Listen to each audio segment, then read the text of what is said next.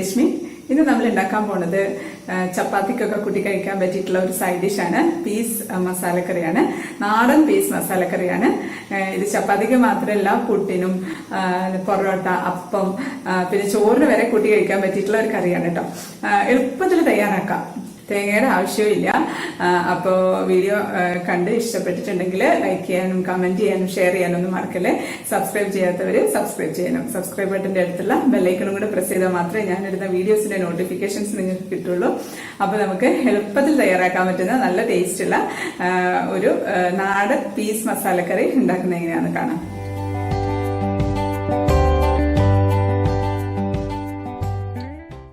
അപ്പോൾ നമ്മൾ പീസ് കറി ഉണ്ടാക്കാനായിട്ട് ഞാൻ 1 കപ്പ് പീസ് എടുത്തിട്ടുണ്ട്. ഇത് നമുക്ക് പാത്രത്തിലേക്കിട്ട്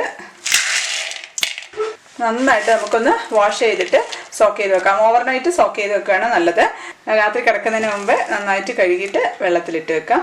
പിന്നെ ഒരു കാര്യം, ഒരുപാട് പഴകിയ പീസൊക്കെ എടുക്കുകയാണെങ്കിൽ അതിന് കളറും ഉണ്ടാവില്ല, ഒരു വേവാനും ബുദ്ധിമുട്ടായിരിക്കും. അപ്പോൾ അതുകൊണ്ട് പുതിയ പീസ് തന്നെ നമ്മൾ എപ്പോഴും കറി വെക്കാനായിട്ട് എടുക്കാം. ഇതിപ്പം നന്നായിട്ട് കഴുകി വെള്ളത്തിലിട്ട് വെച്ചിട്ടുണ്ട്. നമുക്ക് ഓവർനൈറ്റ് സോക്ക് ചെയ്യാൻ വെക്കാം. ഇതിപ്പം ഓവർനൈറ്റ് സോക്ക് ചെയ്ത് നന്നായിട്ട് വീർത്ത് വന്നിട്ടുണ്ട്. പീസ് നന്നായിട്ട് കുതിർന്നിട്ടുണ്ട്. അപ്പോൾ ഈ ആകുമ്പം പെട്ടെന്ന് വെന്ത് കിട്ടും. ഇനി നമുക്ക് കറി ഉണ്ടാക്കാം. അപ്പം നമ്മൾ പീസ് കറി ഉണ്ടാക്കാനായിട്ട് ഞാൻ കുക്കർ അടുപ്പത്ത് വെച്ചിട്ടുണ്ട്. ഇനി അതിലേക്ക് നമുക്ക് വെളിച്ചെണ്ണ ഒഴിച്ചു കൊടുക്കാം. 2 ടേബിൾ സ്പൂണൊക്കെ വെളിച്ചെണ്ണ ഒഴിച്ചിട്ടുണ്ട്. ഇനി അതിലേക്ക് നമുക്ക് ചെറുതായിട്ട് അരിഞ്ഞു വെച്ചിരിക്കുന്ന സവാള ഇട്ട് കൊടുക്കാം. 2 സവാളയാണ് മുറിച്ച് വെച്ചിരിക്കുന്നത്. തീരെ ചെറുതായിട്ടല്ല, ഒരു സവാള നടുക്കൂടെ മുറിച്ചിട്ട് അത് 2ആക്കി സ്ലൈസ് ചെയ്ത് വെച്ചതാണ്. ഇനി നമുക്ക് ഒരു 4-5 പച്ചമുളക് ഒന്ന് മുറിച്ചിട്ട് കൊടുക്കാം. എരിവ് നോക്കിയിട്ട് അതിനനുസരിച്ച് വേണം ഇട്ട് കൊടുക്കാനായിട്ട്. കുറച്ച് ഉപ്പും കൂടി ഇട്ട് കൊടുക്കുന്നുണ്ട്, പെട്ടെന്ന് അങ്ങ് വഴഞ്ഞിട്ടാൻ വേണ്ടിയിട്ടാണ്. ഇനി നമുക്കിതൊന്ന് നന്നായിട്ടൊന്ന് വഴറ്റിയെടുക്കാം. അപ്പോൾ ഒന്ന് വഴന്നിട്ടുണ്ട്. നമുക്കിതിലേക്ക് ജിഞ്ചർ ഗാർലിക് പേസ്റ്റ് ഇട്ട് കൊടുക്കാം. ഒരു 1.5 ടീസ്പൂണൊക്കെ ഇട്ട് കൊടുക്കാം. ആ ഇഞ്ചി വെളുത്തുള്ളി പേസ്റ്റിൻ്റെ ആ പച്ചമണം മാറുന്ന വരെ നമുക്കൊന്ന് വഴറ്റി കൊടുക്കാം. കുറച്ചും കൂടെ എണ്ണ ഒഴിച്ചു കൊടുക്കുകയാണ്. ഒരു ടേബിൾ സ്പൂണും കൂടെ എണ്ണ ഒഴിച്ചിട്ടുണ്ട്.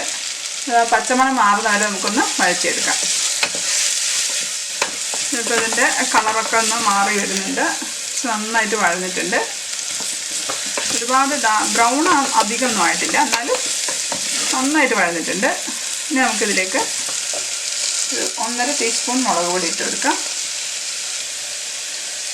1.5 ടീസ്പൂൺ മല്ലിപ്പൊടി ഇട്ടിട്ടുണ്ട്. 1/4 ടീസ്പൂൺ മഞ്ഞൾപ്പൊടി. 3 ടീസ്പൂൺ മീറ്റ് മസാലയാണ് ഇടുന്നത്. എല്ലാം കൂടെ നമുക്കൊന്ന് ചൂടാക്കിയെടുക്കാം. മീറ്റ് മസാല അല്ലെങ്കിൽ ചിക്കൻ മസാല ഏതായാലും മതി.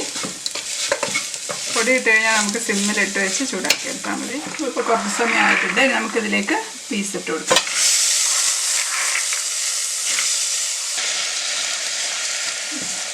തക്കാളി ഒരു 2 ചെറിയ തക്കാളിയാണ്, അത് മുറിച്ചത് ഇട്ടിട്ടുണ്ട്.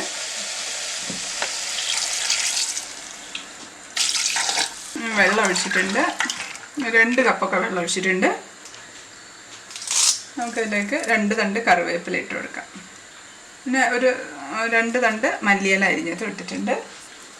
മിക്സ് ചെയ്ത് ഉപ്പൊക്കെ ഒന്ന് നോക്കണം കേട്ടോ. അല്ല ഉപ്പ് നമുക്ക് കുറച്ചുകൂടി ഇട്ട് കൊടുക്കാം. തക്കാളി ഒന്നും വഴറ്റിയിട്ടില്ലെങ്കിലും ഒരു കുഴപ്പമില്ല ഈ കറിക്ക്. ഇപ്പോൾ നമ്മളിപ്പോൾ വിചാരിക്കുന്നത് തക്കാളി വഴറ്റി എണ്ണ തെളിയുന്നവരെ വഴറ്റിയിട്ടില്ല എന്നുണ്ടെങ്കിൽ കറിക്ക് രുചി ഉണ്ടാവില്ലേന്ന്. അങ്ങനെയൊന്നുമില്ല.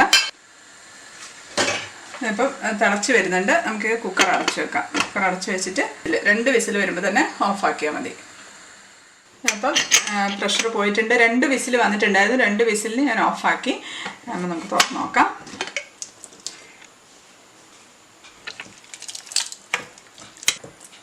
ഇപ്പം ഇതിൻ്റെ പീസ് കണ്ടോ, പീസൊന്നും ഒരുപാട് അങ്ങ് വെന്തുടഞ്ഞു പോയിട്ടില്ല. വെന്തുടഞ്ഞു പോയാൽ ഒരു ടേസ്റ്റ് ഉണ്ടാവില്ല കേട്ടോ. ഇത് പീസ് പക്ഷേ എന്നാൽ വെന്തിട്ടും ഉണ്ടാവും. ഇത് എടുത്തിട്ട് നമ്മൾ ഞെക്കി നോക്കുമ്പോൾ വെന്തിട്ടും ഉണ്ടാവും. പക്ഷേ പീസെല്ലാം അതേ അതിൽ തന്നെ കിടപ്പുണ്ട്. ജസ്റ്റ് ഞാൻ ഒന്നുകൂടെ ഒന്ന് കത്തിച്ച് കൊടുക്കുകയാണ്. കാരണം ഇതിൽ കുറച്ച് വെള്ളമുണ്ട്. നമ്മളിപ്പോൾ വെള്ളം ഒഴിക്കുന്നതിനനുസരിച്ചിരിക്കും. അപ്പോൾ അതൊന്ന് കുറുകണം, ഒത്തിരി ഒന്ന് കുറുകട്ടെ. ഉപ്പൊക്കെ ഒന്ന് നോക്കാം. ഉപ്പുണ്ട്, നല്ല ടേസ്റ്റ് ഉണ്ട്. നല്ല ടേസ്റ്റുള്ളൊരു കറി കേട്ടോ. അത് എളുപ്പത്തിൽ കഴിയുകയും ചെയ്യും. നമുക്കിതിലേക്ക് 1 തണ്ട് കറിവേപ്പില ഇട്ട് കൊടുക്കാം. പിന്നെ മല്ലിയില അരിഞ്ഞതും കൂടി ഇട്ട് ജസ്റ്റ് ഒന്ന് ഇളക്കിയിട്ട് നമുക്ക് അടച്ചു വെച്ച് കൊടുക്കാം. ഇത്രയേ ഉള്ളൂ. പെട്ടെന്ന് കഴിഞ്ഞു. നല്ല ടേസ്റ്റുള്ള ഗ്രീൻ പീസിൻ്റെ കറിയാണ്. കുറച്ച് സമയം അടച്ചു വെച്ചിട്ട് നമുക്ക് സെർവ് ചെയ്യാം. ഇതേപോലെ ഒരു 5 മിനിറ്റ് ഒക്കെ ആയിട്ടുണ്ട്. നല്ല മണമാണ് കേട്ടോ പീസ് കറിയുടേത്. നമുക്ക് സെർവ് ചെയ്യാം. പെട്ടെന്ന് കഴിഞ്ഞില്ലേ? എത്ര പെട്ടെന്ന് പീസ് മസാല ഉണ്ടാക്കി കഴിഞ്ഞത്. ഇത് കുറച്ച് കഴിയുമ്പോഴത്തേക്ക് ഒന്നുകൂടെ ഒന്ന് തിക്കാവും. അപ്പം നല്ല ടേസ്റ്റുള്ള നാടൻ പീസ് മസാല കറിയാണ് ഇത്. എല്ലാവരും ഉണ്ടാക്കി നോക്കുമല്ലോ. എളുപ്പമല്ലേ? സബ്സ്ക്രൈബ് ചെയ്യാത്തവർ സബ്സ്ക്രൈബ് ചെയ്യാൻ മറക്കല്ലേ. അപ്പം നമുക്ക് അടുത്ത റെസിപ്പി ആയിട്ട് കാണാം. Till then stay happy, stay positive. By.